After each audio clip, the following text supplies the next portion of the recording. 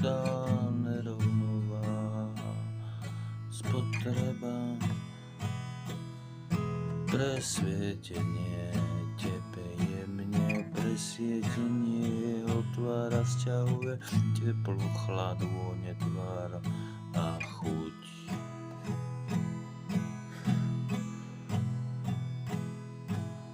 Presná je tá činnosť, jemné sily, poriadok čítame srdcom.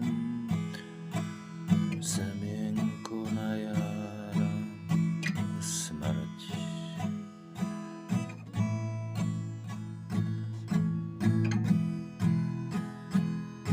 Ten pohyb vzduchu a vody dáva liek,